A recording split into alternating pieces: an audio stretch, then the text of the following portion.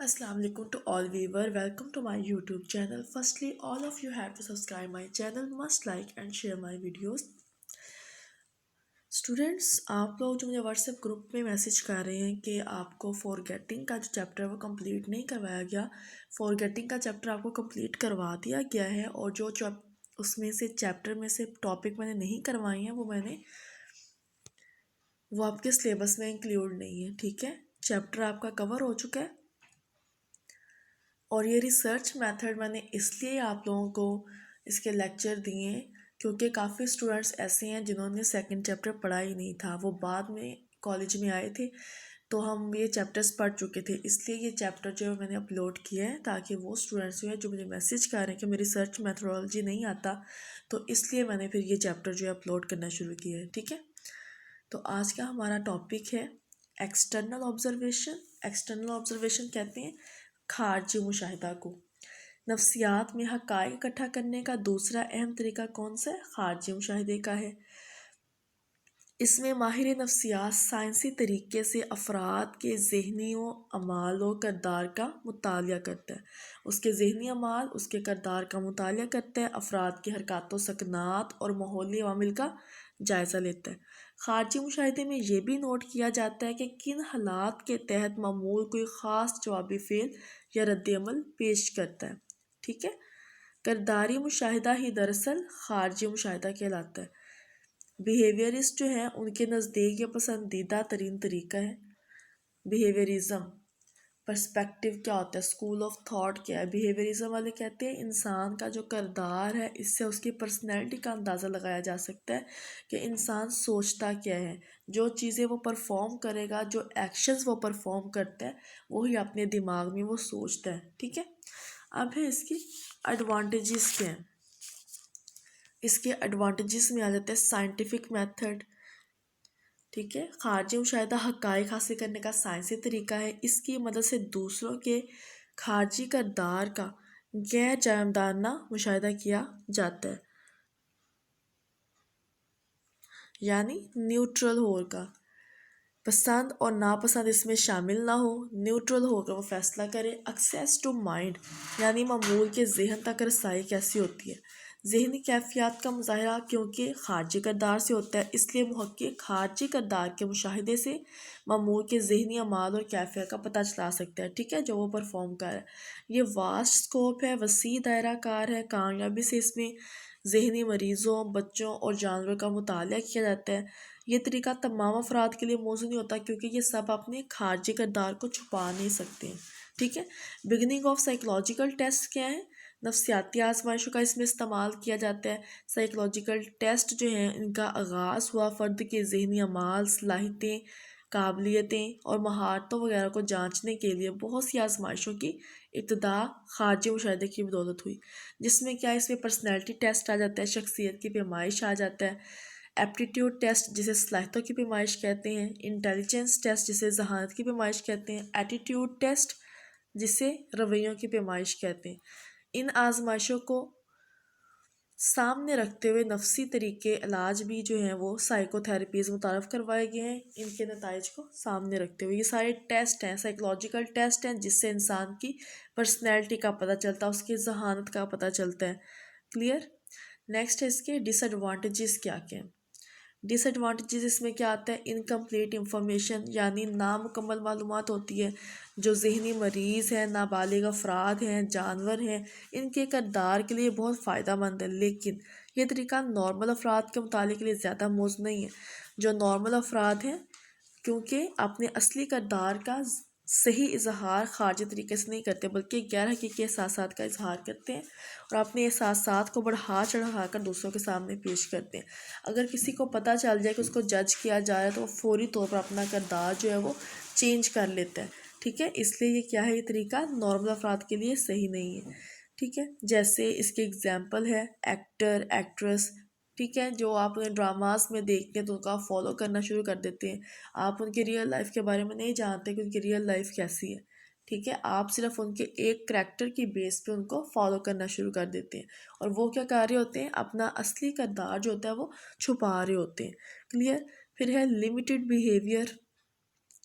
خارجی کردار کا تھا صرف شعوری کیفیات کا عکاس ہوتا ہے، لا شعوری اور تحت الشعوری کیفیات کی عکاسی کیونکہ کردار سے نہیں ہوتی ہے، لہٰذا یہ کیفیات خارجی مشاہدے کے دائرہ کار سے باہر رہ جاتی ہیں۔ ایکسپینسو اینڈ ٹیڈیس، دقت طلب، یہ طریقہ خاصا مہنگا اور محنت طلب ہے۔ خارجی مشاہدے کے تحت زیر مشاہدہ افراد کا مطالعہ کرنے کے لیے بہت سے تربیت یافتہ ماہرین کی ضرورت ہوتی ہے اور زیادہ ٹائم بھی ہوتا ہے، ٹھیک ہے۔ اس میں کیا ہوتا ہے، انسان جو ہوتا ہے وہ اپنا کردار چھپا لیتا ہے، جس انسان کو پتہ چل جائے کہ اس کو آبزرو کیا جا رہا ہے، تو اس کے لیے ٹریننگ دی جاتی ہے، ایسے ماہرین کی ضرورت ہوتی ہے جو کہ اس چیز کو پہچان سکیں۔ اس کے بعد ہے انڈیویجول ڈفرینسز، کیا ہوتے ہیں، انفرادی اختلافات۔ اس طریقہ کے تحت مشاہدہ کی پڑتال اور تصدیق کرنا مشکل ہو جاتا ہے کیونکہ مختلف اوقات میں نارمل افراد کا کردار بھی یکساں نہیں ہوتا، ٹھیک ہے۔ یعنی ایک وقت میں فرد ایک بات کو خوشی سے برداشت کر لیتا ہے مگر اسی بات پر کسی اور وقت غصے سے بھڑک اٹھتا ہے، لہٰذا اس طریقہ کی مدد سے تمام افراد کے لیے یکساں پیمانہ نہیں بنایا جا سکتا۔ اس کے بعد اس کی آ جاتی ہے اپ گریڈیشن۔ اب اس کی اصلاح کیا، ایڈوانٹیجز آپ نے پڑھ لیے، اس کے ڈس ایڈوانٹیجز پڑھ لیے، اب اس کی اپ گریڈیشن کیا ہے، یعنی اس کی اصلاح کیا ہے۔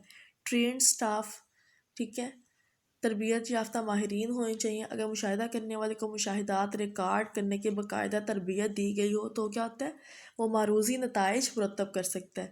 سنگل سبجیکٹ کیا ہے، ایک وقت میں ایک معمول کا ہی مشاہدہ کیا جائے تو نتائج بہتر ہوتے ہیں، ایک وقت میں بہت سارے متغیرات کا مشاہدہ دشوار ہو جاتا ہے، ویریبلز کا آبزرو کرنا، ان کو آبزرو کرنا مشکل ہو جاتا ہے، اس لیے مور ایکسپرٹس، زیادہ ماہرین کی تعداد زیادہ ہو تو ان کے مشاہدات کے موازنے سے ٹھوس حقائق سامنے آ سکتے ہیں۔ شارٹ ڈیوریشن کیا ہے، اس طریقہ کو بہت طویل عرصے تک استعمال کرنے کے بجائے مختصر دورانوں میں بانٹ لینا چاہیے، اس طرح مشاہدہ کرنے والا بھی بہتر طریقے سے حقائق ریکارڈ کر سکتا ہے اور معمول بھی تازہ دم ہونے کی وجہ سے بہتر کارکردگی دکھاتا ہے، ٹھیک ہے۔ ادر انسٹرومنٹس کیا ہیں، دیگر آلات کون کون سے، اس میں سمیع و بصری معاونت کے آلات استعمال کیے جا سکتے ہیں، تو تمام حقائق ریکارڈ کرنے کے بعد ان کا تجزیہ کیا جا سکتا ہے۔ اس کے بعد ہے نیچرلسٹک آبزرویشن، اس کو کہا جاتا ہے فطری مشاہدے کا طریقہ۔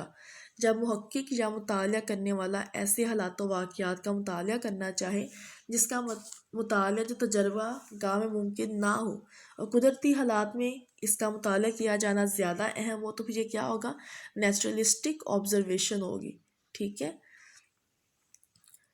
اس میں کیا ہوتا ہے، کردار کو فرد جو ہے وہ چینج کر لیتا ہے، اس کو پتہ چل جاتا ہے کہ اس کا آبزرو کیا جائے تو اس کا جو اوریجنل بیہیویئر ہوتا ہے اس کو وہ چینج کر لیتا ہے۔ محقق قدرتی ماحول میں جا کر مشاہدہ کرتا ہے اور نیوٹرل ہو کر اس کی تمام تبدیلیوں اور رد عمل کو نوٹ کرتا ہے۔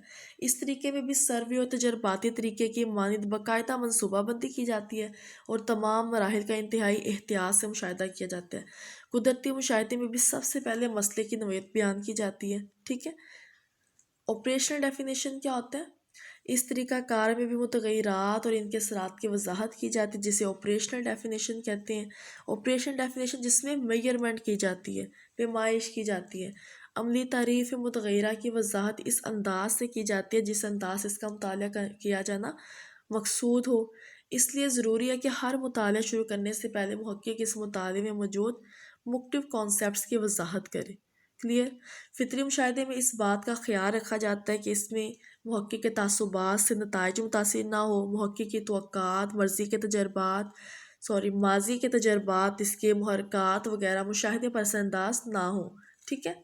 اس کی امپورٹنس کیا ہے، جب مشاہدے اور مطالعے کے دیگر طریقے معلومات کو مسخ کر رہے ہوں تو فطری مشاہدہ انتہائی کارگر ثابت ہوتا ہے۔ جانوروں کا تجربہ گاہ میں مطالعہ کرنا دراصل ان کا کردار محدود کرنے کے مترادف ہے، ٹھیک ہے۔